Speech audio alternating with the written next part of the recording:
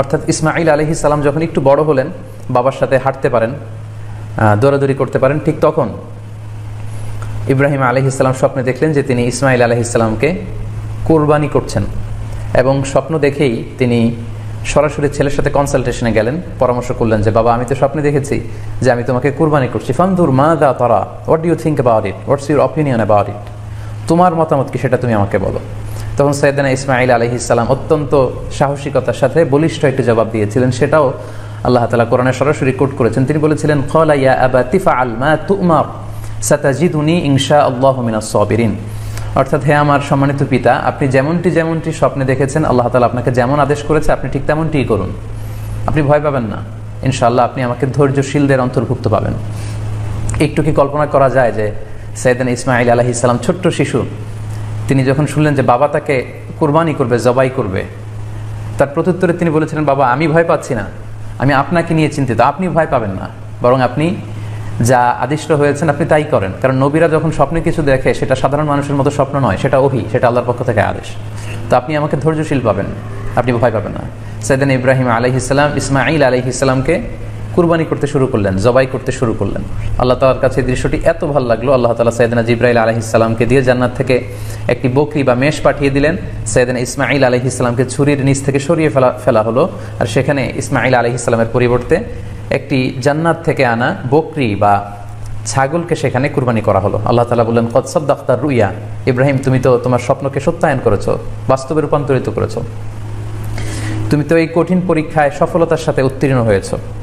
সাইয়েদনা ইব্রাহিম আলাইহিস সালাম পরীক্ষায় উত্তীর্ণ হলেন, এবং বাপ বেটার এই দৃশ্যায়নটি আল্লাহ তাআলার কাছে এত ভালো লেগেছে, আরশের উপর থেকে আল্লাহ তাআলা এত পছন্দ করেছেন ওনাদের স্যাক্রিফাইসকে, কুরবানিকে, কিয়ামত পর্যন্ত আমরাও যাতে কুরবানি করি আল্লাহ তাআলা আমাদের জন্য এটাকে অবধারিত করে দিয়েছেন।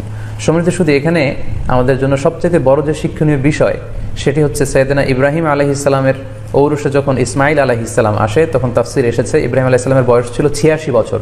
Could you imagine that? 86 বছর বয়সে যখন একটা সন্তান আল্লাহ তাআলা ওনাকে দান করলেন, আল্লাহ তাআলা বললেন যে সেই সন্তানকে তুমি জবাই করো। আমরা অনেক দম্পতির কথা জানি, তাদের সন্তান হয় না, 15 বছর, 20 বছর, 25 বছর পর অনেক সময় তাদের সন্তান হয়। সেই সন্তানটাকে তারা কত পছন্দ করে, সেই বাচ্চাটাকে তারা কত আদর করে। তো 86 বছর বয়সে আল্লাহ তাআলা ইসমাঈল আলাইহিস সালামকে দান করেছিলেন। এই আদরের সন্তানটাকে আল্লাহ তাআলা বলেন তুমি কুরবানি করো। কারণ এই বয়স্ক অবস্থায় যখন ইব্রাহিম আলাইহিস সালাম ইসমাঈল আলাইহিস সালামকে পেয়েছিলেন, তখন তিনি হৃদয়টাকে উজাড় করে দিয়ে নিজের ছেলেটাকে ভালোবাসতে শুরু করলেন, এবং হৃদয়ের ভালোবাসার জায়গাটার মধ্যে যে সিংহাসন, সেই সিংহাসনে তিনি ইসমাঈলকে বসিয়েছিলেন।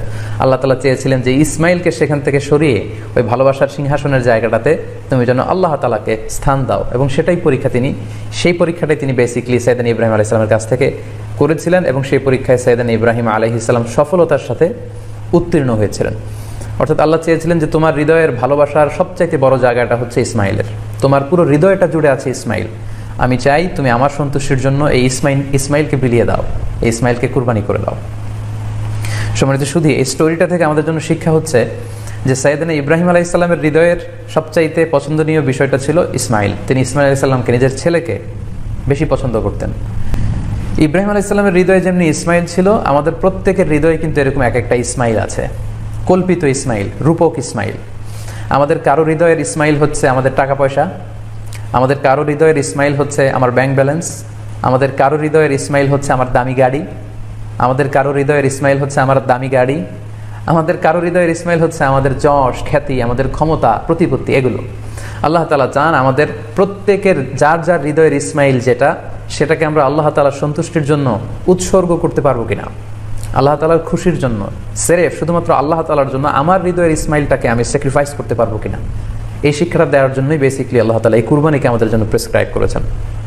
আল্লাহ তাআলা চান যে আমাদের হৃদয়ের পুরো জায়গাটা জুড়ে যেন আল্লাহ তাআলার সন্তুষ্টি, আল্লাহ তাআলার ভালোবাসা, আল্লাহকে যে আমরা ফিল করি, আল্লাহকে যে আমরা ভয় পাই, সেই জায়গাটাতে যেন আমরা আল্লাহ তাআলাকে রাখতে পারি। এটাই মূলত আল্লাহ তাআলা আমাদের কাছ থেকে চান, এবং আমাদের জীবনের সব কাজগুলোই হবে শুধুমাত্র কেবলমাত্র আল্লাহ তাআলার সন্তুষ্টির জন্য। এজন্য বিশ্বনবী সাল্লাল্লাহু আলাইহি ওয়াসাল্লামকে কিন্তু আল্লাহ রাব্বুল আলামিন শিখিয়ে দিয়েছেন যে কুল ইন্না সলাতি ওয়া নুসুকি ওয়া মাহইয়ায়া ওয়া মামাতি লিল্লাহি রাব্বিল আলামিন। হে নবী, আপনি বলুন যে আমার নামাজ, আমার কুরবানি, আমার জীবন, আমার মরণ সবটাই তো আল্লাহর জন্য। তাই আমাদের হৃদয়ে যদি আমরা আল্লাহকে স্থান দিতে পারি, আমাদের সব কিছু সাইয়েদনা ইব্রাহিম আলাইহিস সালাম যেমনি নিজের প্রিয় পুত্র সন্তানকে কুরবানি করেছিলেন, ঠিক তেমনিভাবে আমাদের হৃদয়ের ইসমাইলটাকেও যদি আমরা আল্লাহ সন্তুষ্টির জন্য স্যাক্রিফাইস করতে পারি, কুরবানি করতে পারি, তাহলেই কিন্তু এই কুরবানির শিক্ষাটা আমাদের জন্য বাস্তবায়িত হবে বা সফল হবে। এবং এই শিক্ষাটা দেওয়ার জন্য আল্লাহ তাআলা এই কুরবানির বিধানকে আমাদের জন্য জারি করেছেন, যে আমাদের হৃদয়ে শুধু আল্লাহ তাআলার ভয় থাকবে।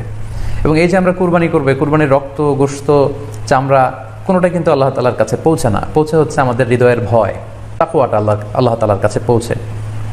সূরাতুল হাজ্জের 37 নম্বর আয়াতে আল্লাহ বলছেন, লা ইয়ানালাল্লাহা লুহুমুহা ওয়ালা দিমাউহা ওয়ালাকি ইয়ানালুহুত তাকওয়া মিনকুম। এই কুরবানির রক্ত, কুরবানির গোশত এগুলো তো আল্লাহর কাছে পৌঁছে না, আল্লাহর কাছে পৌঁছে হচ্ছে তোমাদের তাকওয়া। আমরা কতটা ইখলাসের সাথে, কতটা আন্তরিকতার সাথে, কতটা আনুগত্যের সাথে আমাদের সম্পদ, আমাদের নিজেদেরকে আমরা আল্লাহর কাছে সোপর্দ করতে পেরেছি, আমরা কতটা আল্লাহর সমর্পিত বান্দা হতে পেরেছি, এটাই হচ্ছে এই কুরবানির শিক্ষা, যেটা সাইয়েদনা ইব্রাহিম আলাইহিস সালাম গোটা বিশ্ববাসীর জন্য নিদর্শন এই ঘটনার মধ্য দিয়ে কিন্তু আমাদের জন্য রেখে গিয়েছেন। তাই আমরা এই কুরবানির মধ্য দিয়ে এটা যেন ফিল করি যে আমাদের সবটুকু আমরা আল্লাহর জন্য বিলিয়ে দিতে প্রস্তুত আছি। সম্মানিত, শুধু এই কুরবানির দিনে ইয়ামুন নাহারে বা 10 জিলহজে আমরা যে কুরবানি উদযাপন করবো, ঈদুল আজহা উদযাপন করবো, এই দিনের সবচাইতে প্রিয় আমল হচ্ছে আল্লাহ তাআলার কাছে পশু জবাই করে, যেটা আমরা বলেছি ইব্রাহিম আলাইহিস সালামের সেই ঘটনার, সেই দৃশ্যায়নের পুনরাবৃত্তি আল্লাহ তাআলা সেটা দেখতে চান।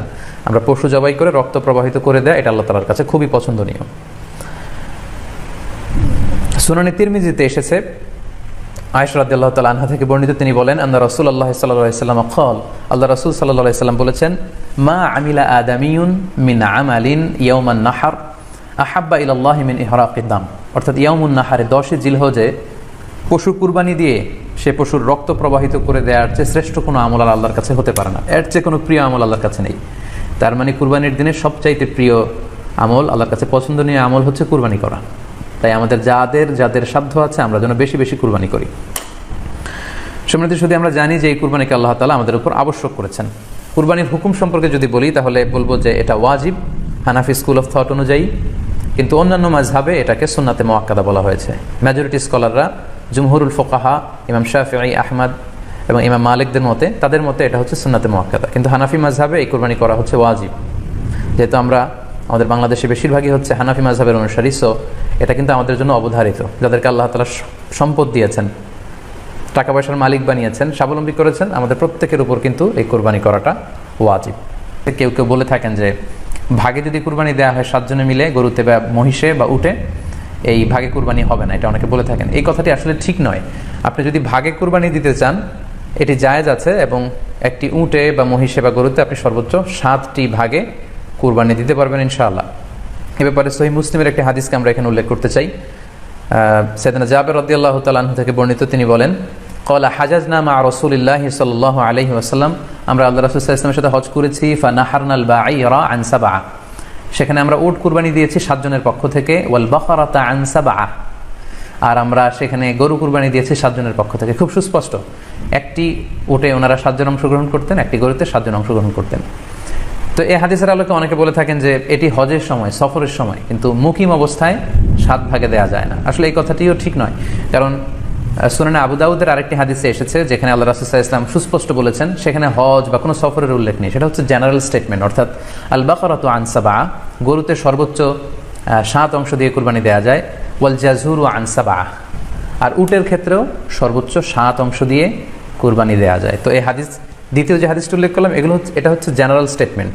সেখানে সফর, মুকিম কোনো কথা বলা হয়নি। ইন জেনারেলি বলা হয়েছে যে উটে 7 ভাগ দেওয়া যায়, গরুতে 7 ভাগ দেওয়া যায়। সো আমরা যারা ভাগে কুরবানি দিচ্ছি, 7 জন মিলে একটি গরু, আপনারা নিঃসন্দেহে সানন্দ চিত্তে নিশ্চিন্তে কুরবানি দিতে পারেন। সহিহ হাদিসের আলোকে এটি সাব্যস্ত, এতে কোনো সমস্যা নেই ইনশাল্লাহ। তবে ভাগে কুরবানিতে কিংবা যৌথ কুরবানিতে কয়েকটি বিষয় আমাদেরকে খেয়াল রাখতে হবে। নাম্বার 1 হচ্ছে নিয়ত। আপনাদের ইন্টেনশনটা ক্লিয়ার হতে হবে। প্রত্যেকেরই যাতে একই ইন্টেনশন থাকে, সবারই যাতে ইন্টেনশন থাকে যে শুধুমাত্র আল্লাহ তাআলার সন্তুষ্টির জন্য আমরা এই কুরবানি দিচ্ছি। এখানে কয়েকজনের যদি ইন্টেনশন থাকে যে আল্লাহর সন্তুষ্টি, অন্যজনের যদি নিয়তে ঝামেলা থাকে, তাহলে কিন্তু কুরবানিটা প্রশ্নবিদ্ধ হয়ে যাচ্ছে। কারণ ইন্নামাল আমালু বিন্নিয়াত, ইয়ানি ইন্নামা সাওয়াবুল আমালি বিন্নিয়াত, সমস্ত কাজের প্রতিদান দেয়া হবে আপনার ইন্টেনশন বা নিয়তের উপর ভিত্তি করে।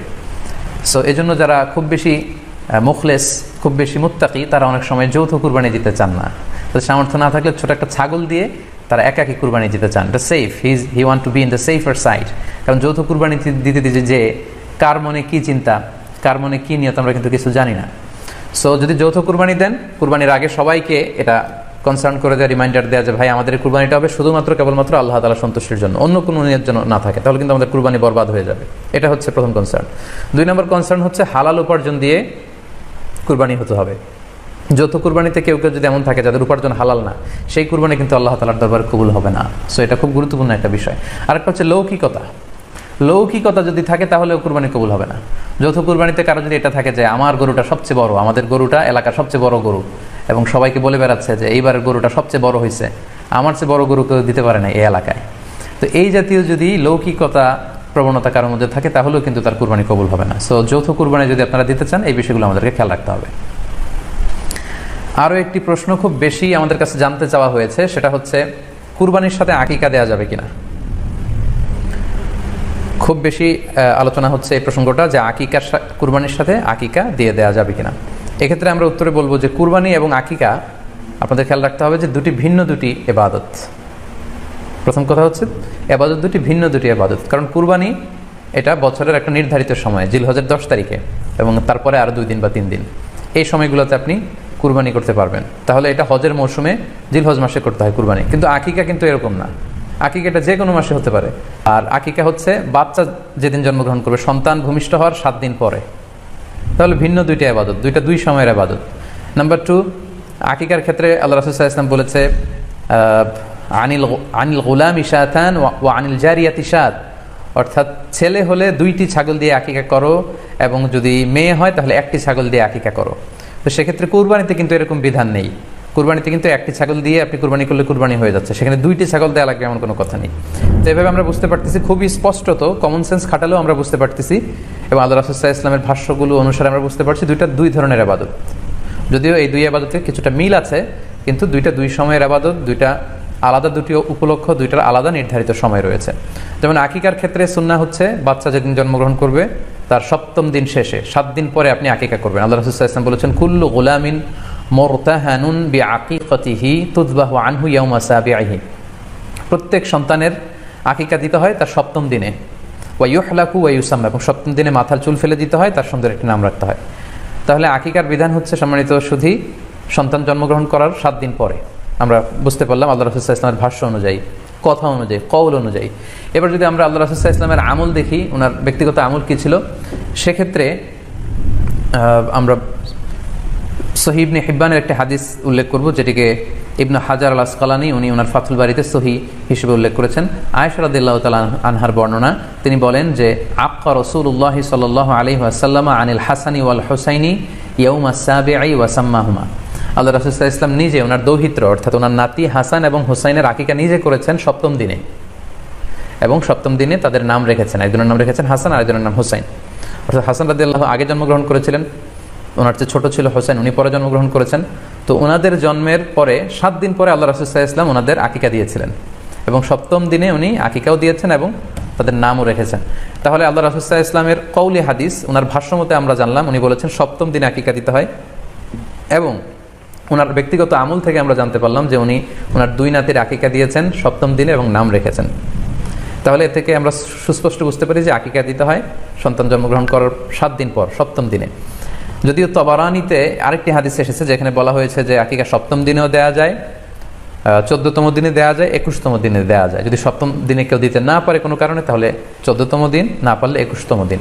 তাহলে সুস্পষ্টভাবে উল্লেখ আছে যে আকিকার সময়সীমা 7ম দিনের কথা আমাদেরকে বলা হয়েছে। তো সেক্ষেত্রে আপনার সন্তান জন্মগ্রহণ করলে আপনি শুকরিয়া স্বরূপ কুরবানি করবেন, আত্মীয় স্বজনকে খাওয়াবেন, আকিকার গোশত নিজেরাও খাবেন।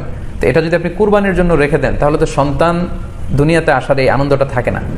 একজন যখন সন্তান পায় সে কেমন যেন আকাশের চাঁদ হাতে পায়, তো তখন তার 7 দিনের মধ্যে যে আনন্দটা থাকে, ওই দিন তার নাম রাখা হবে, আত্মীয় স্বজনরা আসবে, বাচ্চাকে দেখবে, দোয়া করবে, তখন আকিকা করে গোশত নিজে খাবেন, আত্মীয়দের খাওয়াবেন, পাড়া প্রতিবেশীদেরকে দিবেন। এটা হচ্ছে সন্তান ভূমিষ্ঠ হওয়ার উপলক্ষকে কেন্দ্র করে এই আকিকা। সো এটাকে কুরবানির সাথে মিক্স আপ করার কোনোই প্রয়োজন নেই, এবং এক্ষেত্রে সুস্পষ্ট গাইডলাইন হচ্ছে যে 7ম দিনে আকিকাটা দিতে হয়। সো আমরা যেন 7ম দিনে আকিকাটা দেই। তবে হ্যাঁ, এখন প্রশ্ন হচ্ছে 7ম দিনে কেউ দিতে পারেননি, 14তম দিনেও দিতে পারেননি, 21তম দিনেও দিতে পারেননি, হাতে টাকা ছিল না, সামহাও কোনো কারণে মিস করেছেন, তখন আপনি যখন সুযোগ হয় তখন করে দেন। ওই প্রেক্ষাপটে আপনি যদি কুরবানির সময়ও আকিকা দিয়ে দিতে চান, এটা আদায় হয়ে যাবে ইনশাল্লাহ, আশা করা যায় আদায় হয়ে যাবে, এবং এটা জায়েজ আছে। তবে এটা সুন্নাহ নয়। সুন্নাহ হচ্ছে সপ্তম দিনে আকিকা দেওয়া। পাশাপাশি গরু দিয়ে, মহিষ দিয়ে, উট দিয়ে আকিকা দেওয়াও কিন্তু সুন্নাহ নয়। আকিকা দেওয়া সুন্নাহ হচ্ছে ছাগল দিয়ে। হ্যাঁ, গরুর 7 ভাগে একটি ভাগ কুরবানির সাথে যদি আপনি আকিকা দিতে চান, আকিকা আদায় হয়ে যাবে, এটা জায়েজ আছে, কিন্তু এটা সুন্নাহ নয়। সুন্নাহসম্মত হচ্ছে আকিকা সপ্তম দিনে দেয়া এবং ছাগল দিয়ে দেয়া। ছেলের ক্ষেত্রে 2টি ছাগল, মেয়ের ক্ষেত্রে 1টি ছাগল। আশা করি কুরবানির সাথে আকিকার প্রসঙ্গটি আপনাদের কাছে ক্লিয়ার হয়েছে। সম্মানিত শুধু এবার আমরা শুনবো আরও একটি most asked question in this corona period, COVID-19 outbreak period. সেটা হচ্ছে, এই করোনা পরিস্থিতিতে কুরবানি না দিয়ে কুরবানির টাকা দান করে দিলে ওই সওয়াব পাওয়া যাবে কিনা। এই প্রশ্নগুলোও কিন্তু আমরা আগে শুনতাম না। রিসেন্ট সময়ে, গত কয়েক বছর আগে আমরা খেয়াল করেছি যে তারকা জগতের কিছু লোক বা নাটক সিনেমা জগতের কিছু লোক এরকম ঘোষণা দিয়েছে যে আমরা টাকা বন্যার্থ লোকদেরকে দিয়ে দিলাম, আমরা কুরবানি দেব না। তো ওনাদেরকে আল্লাহ এত টাকা দিয়েছেন, ওনারা বন্যার্থ লোকদেরকেও সহায়তা করতে পারেন, আবার কুরবানিও করতে পারেন। সো একটা দিয়ে আরেকটা হবে না। আপনি যদি টাকা দান করে দেন, এটা সাদাকার সওয়াব হবে, কিন্তু কুরবানির সওয়াব কিন্তু আপনি পাবেন না। আল্লাহ রাসূল সাল্লাল্লাহু আলাইহি ওয়াসাল্লাম বলেছেন, কুরবানি করলে যেই প্রাণীটার কুরবানি করা হলো, ওই প্রাণী তার শিং নিয়ে, তার গায়ের পশম নিয়ে, পায়ের খুরগুলো নিয়ে কিয়ামতের ময়দানে দাঁড়াবে। সো এই সওয়াব থেকে কিন্তু আপনি বঞ্চিত হয়ে গেলেন। তাই এ ব্যাপারে সুস্পষ্ট কথা হচ্ছে, আপনি যদি কুরবানির টাকা দান করে দেন, দানের সওয়াব হবে, কিন্তু কুরবানির সওয়াব হবে না, এবং কুরবানির এই ওয়াজিব বিধানটিও কিন্তু আদায় হবে না। আপনার উদ্দেশ্য ভালো, কিন্তু আপনার পদ্ধতিতে সমস্যা। আপনার উদ্দেশ্য হচ্ছে যে বন্যা দুর্গত মানুষ, সাতক্ষীরাতে বা আশেপাশের জেলাগুলোতে বন্যায় মানুষ না খেয়ে মারা যাচ্ছে, আমি টাকাগুলো দান করে দেই, তাহলে বেশি তারা উপকৃত হবে। আমি বলবো যে আপনার যদি সামর্থ্য থাকে, সেক্ষেত্রে আপনি বন্যার্থ লোকদেরকে দানও করেন, পাশাপাশি কুরবানিও করেন, দুই জিনিস। অথবা আপনি যদি শুধু কুরবানি করতে চান, সেটাও আপনি করতে পারেন। আপনি কুরবানি করবেন, এতে করে কিন্তু আপনি যে দান করতে চান, আপনার এই পারপাসটাও কিন্তু সার্ভ হবে। কিন্তু কুরবানির টাকা দান করে দিলে কখনো কুরবানি আদায় হবে না। আপনি যদি কুরবানি করেন, এক্ষেত্রেও কিন্তু দরিদ্র জনগোষ্ঠীর বিশাল স্বার্থ এখানে আছে, কারণ বছরের একটা দীর্ঘ সময় ধরে এই সুবিধাবঞ্চিত মানুষগুলো কিন্তু আমিষের অভাবে তারা ভোগে, পুষ্টিহীনতায় ভোগে। তারা এমনও অনেক ফ্যামিলি আছে, বছরে শুধু এই কুরবানির সময়, এই মৌসুমটাতে তারা কিছু গোশত খেতে পারে। সো তাদের মধ্যে আপনি কুরবানি করে এই গোশত বিতরণ করতে পারেন। সো এই কোভিড-19 পিরিয়ডে আমাদের উচিত বেশি বেশি কুরবানি করা, কুরবানি করে এই অভুক্ত মানুষদের ঘরে ঘরে কুরবানির গোশত পৌঁছে দেয়া।